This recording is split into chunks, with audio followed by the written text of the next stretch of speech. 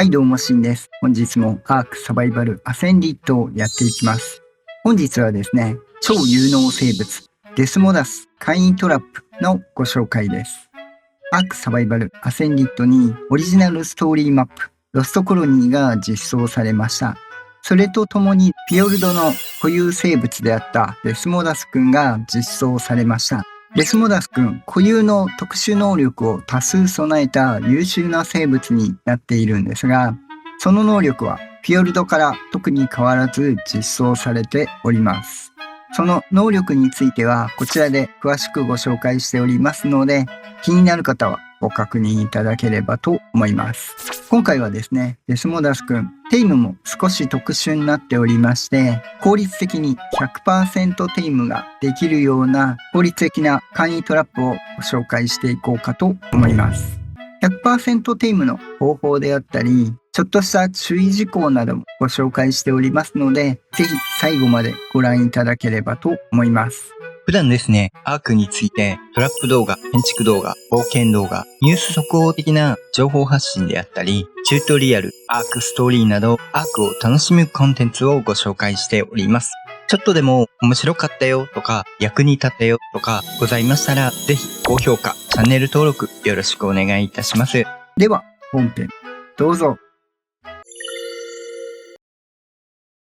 基本的なテイム方法について、必要なアイテムがこちら。まず血液パックが必要となります。血液パックの手に入れ方は3つありまして、1つはこちら、レベル6の血液抽出用注射器をまず作っていただきます。そしてこれをサバイバーで持って使用するとクールタイムとともに血液パック1個作成されるんですが、サバイバーの体力が減ります。これを何回も繰り返していくということで血液パックを集めれます。注射器に関しては血を抜いていくとサバイバーの体力も減っていきますので、基本的には死なないぐらいに血を抜いてまた体力回復してという流れになるんですが、効率的にやるにはベッド大量に置いて死ぬまで血抜いてリスポーンして再度血を抜くっていうのが効率的ではあります。あとトライブを組んでいる方であれば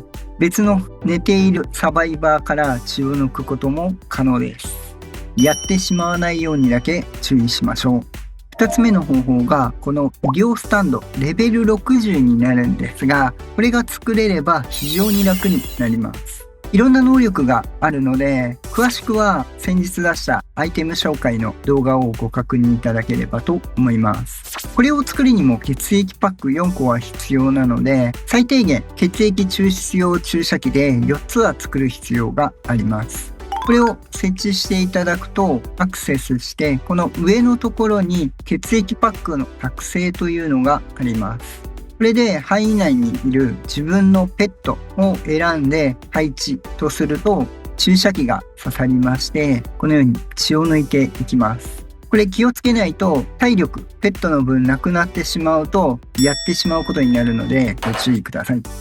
すると医療スタンドのインベントリーに結構なスピードで血液パックが溜まっていきます。3つ目の方法がデスモダスくんいるとですね、野生生物攻撃するとこのように血液パックを抽出してくれます。なんで低レベルでもデスモダスくんテイムしておけばかなり楽に血液パックを集めることが可能となります。ちなみにその他に生肉と腐肉を多めに手に入れることができるので、麻酔薬作る時にも便利です。デスモダス使っていると勝手に血液パックはどんどん溜まっていくということになります。ちなみにボス攻略するとギガデスモダスっていうのが手に入るんですが、ギガデスモダスくんも血液パック取ることは可能です。その他あったらいいなという便利アイテムとしてセミオート式スナイパーライフルと弾、もしくはライフルアタッチメントにスコープをつけていただいて弾を用意しておくと比較的やりやすいかと思います。基本的なテイムに関してはこのように大量に血液パックを準備してライフルなどでですねスコープで見ていただくと洞窟の天井に張り付いていることが多いです。たまに下に降りてきていることもあるんですけども、おおむね天井に張り付いています。これを探すということになりますね。ここにも限らず、割と洞窟、トンネルの天井であればいることが多いです。今ちょっとオープニング用にデストロイしたので、あんまり湧いてないですが。あともう一つ、通常でテイムする場合なんですが、パラシュートを作っておくと安全です。高所まで持ち上げられて離される場合があるので、ワンチャン落下ダメージでやられる可能性も出てきますので、パラシュートは準備しておいた方がいいです。これでですね、このように掴まれますと、血液パックを消費しながらテイムが進んでいきます。このように血を抜かれていると、テイム進行度とテイム効果が上がっていきます。これを終わりまで繰り返すということになります。高所から落とされないようにだけ注意しましょう。これですね、テイム効果 50% からスタートしまして、血を抜かれるたんびにですね、テイム効果が上がっていくというスタイルになっております。なんで、通常テイムする場合、レベルにもよるんですが、だいたいですね、5、60ぐらいになっちゃうと思います。これを 100% でテイムする方法は、後ほどご紹介させていただきます。これでテイム完了ですね。ちょっと ASA になって高所まで持ち上げられることは少なくなった気もします。続いて、デスモダス君の 100% テイムについて、追加で必要なのが、このモスコプス君かダイオドン君、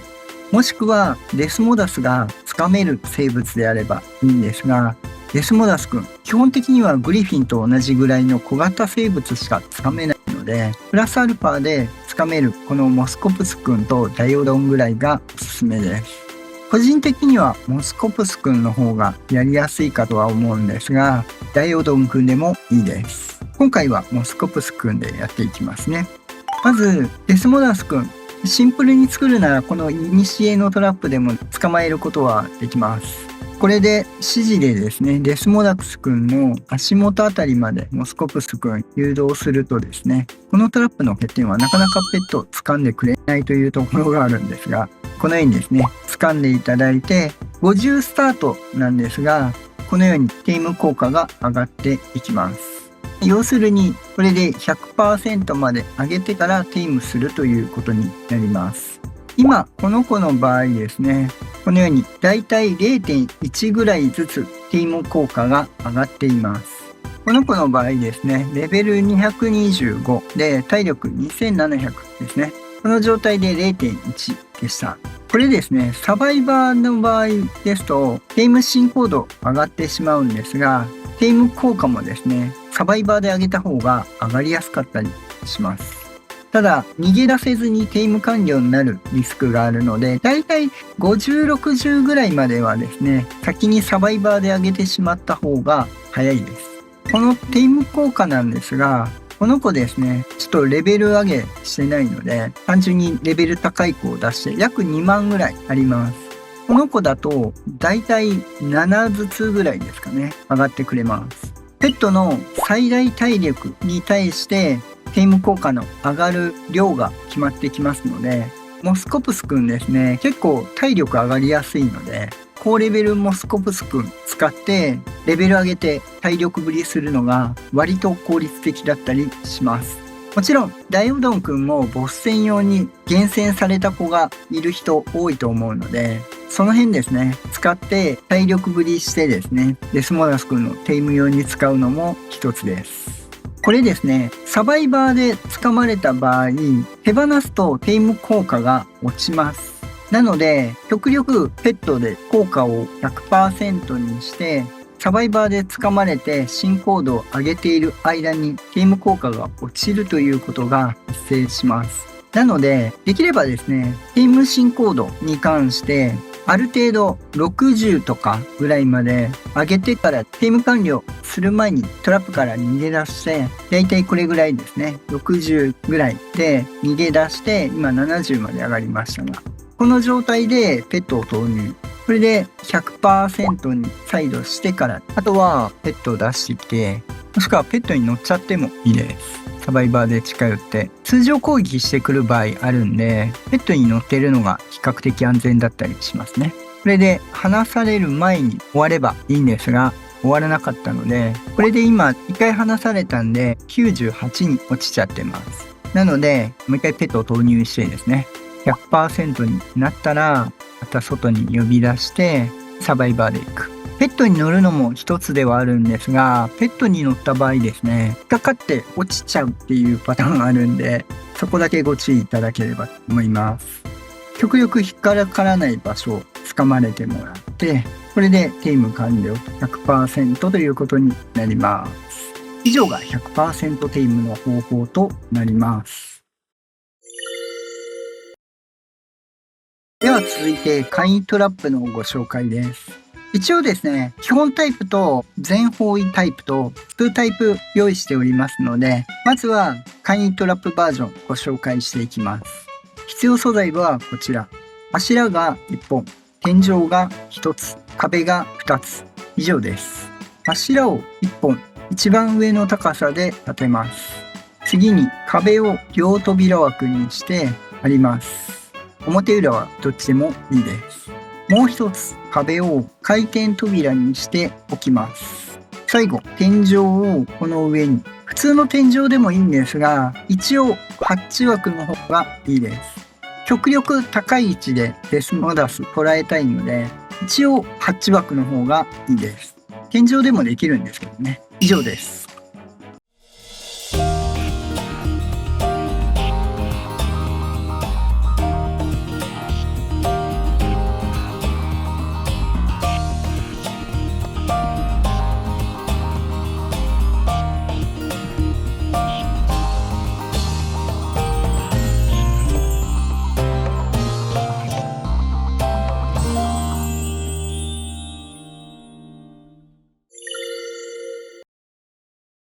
では実際やっていきますね。掴まれたら殴っていいです。テイム効果 50% から落ちないので、誘導してもらって、で、扉を閉じると。これでデスモダス君逃げることはできません。こっち側でも抜けれなくなってますんで、これですね、捉える際の注意点なんですが、今これ足が出てます。これ捉えるときですね、足が出てない状態だと離されたときに地面の裏側に落ち込んでしまう可能性があるので、そこだけご注意いただければと思います。今この状態だと掴まれても体半分表に出てる。この状態だとまず落ちることはありません。できればもうちょっと上の方がいいんですけどね。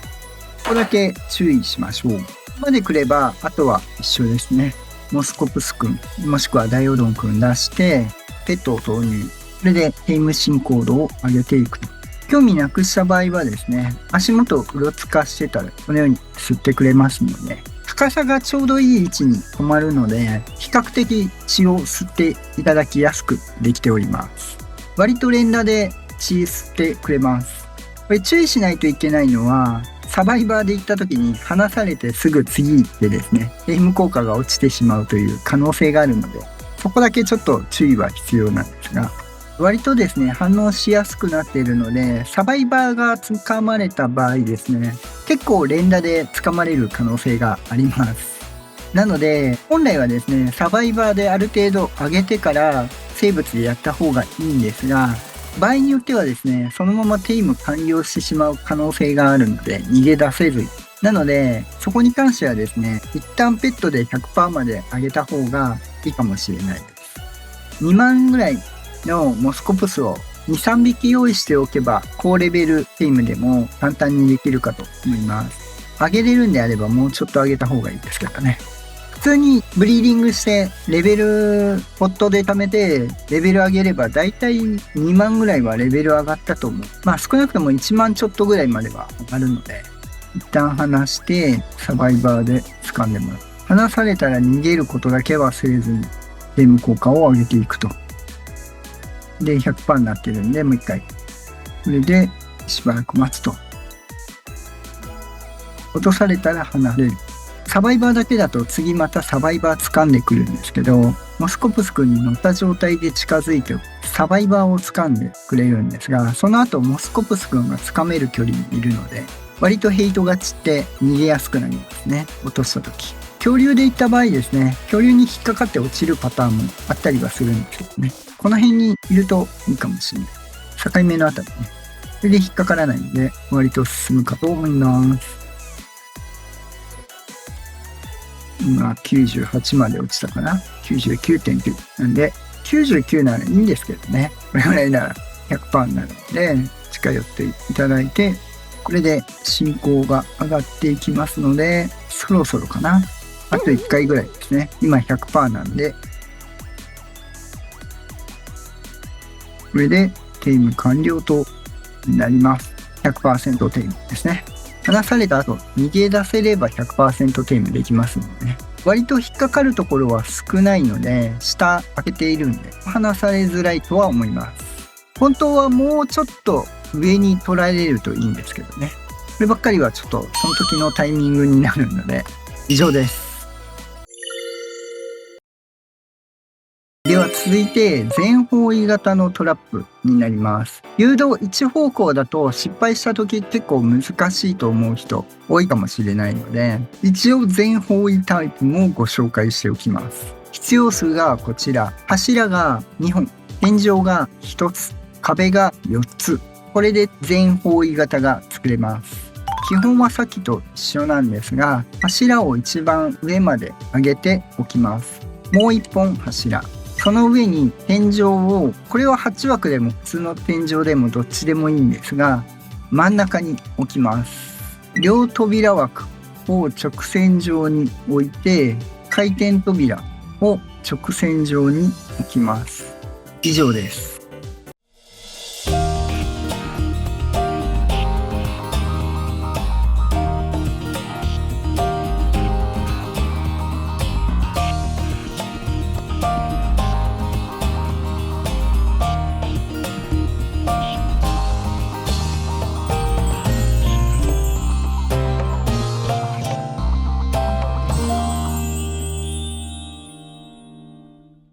これ天井ですね、引っかかればいいので、このぐらいでも大丈夫です。ただ、確実性を上げるんであれば、こう4つですね、天井を置いた方が確実です。さっきの高さの問題でですね、一応これも実際捉えてみますね。このまま誘導してもろて、入ったら、こっちの入った側の回転扉開けます。これで開けれません。こういう時だけ素直に入ってきたんであれなんですけど、単純にどっちから入っても入った側のこの回転扉を開ければですね、捉えれるというものになってますので、このマスとこのマスに入った場合はこっちを開ける。今入っているマスとこのマスを入った場合はこっちを開ける。押していただければ全方向で捉えれますので、誘導ミスってですね、くるくる回る場合あると思うんですが、うまく使っていただければさらに捉えやすいかと思います。基本両扉枠と回転扉でロックかけているので、実は捉えてしまえば天井はいらないんですけど、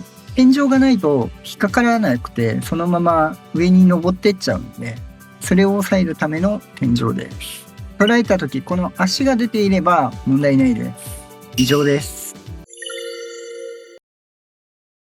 ではいかがでしたでしょうか。本日はですね、有能生物デスモダスくんのカイントラップのご紹介でした。デスモダスくん捉えるとですね、サングインエリクシルという非常にテイムに有効なアイテムもありますので、もちろんデスモダスくんのテイムにも使えます。さらにですね、今回ロストコロニー実装にあたって医療スタンドが実装されたことによって非常に血液パックが集めやすくなったので、デスモダスのテイムも非常に簡単になりました。もちろんデスモダスの血液パック集めることも楽になるので、サングインエリクシルの量産もですね、非常にやりやすくなりました。その他ロストコロニー血液パック使う機会が増えておりますので、ぜひデスモダステイム頑張ってみてはいかがでしょうか。かなり簡易的に作ってますし、最初捉えるのが低すぎると地面に埋まる可能性がワンチャンありますので、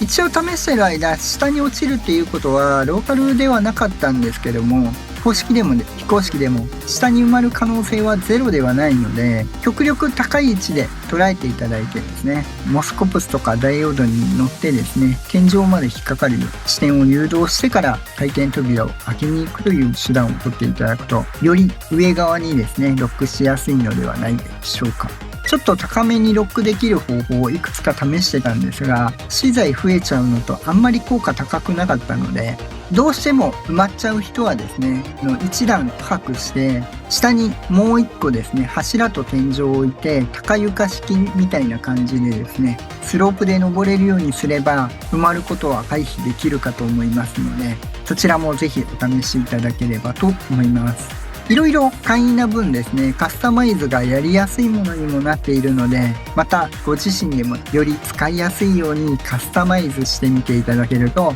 面白いかと思います。またいい方法あればですね、ぜひコメントいただければ嬉しいです。この他のトラップもですね、ご紹介していこうかと思っておりますので、ぜひチャンネル登録してお待ちいただければと思います。ということで本日は以上となります。アークについて困ったことがあれば、ここのチャンネルに来れば解決できるチャンネルを目指して頑張っておりますので、ぜひ高評価、チャンネル登録よろしくお願いいたします。応援したいよっていう方はメンバー登録もよろしくお願いいたします。その他、Twitter や Discord などアークに関わる情報発信、コミュニティなども行っておりますので、詳しくは説明欄ご確認いただければと思います。また次回お会いいたしましょう。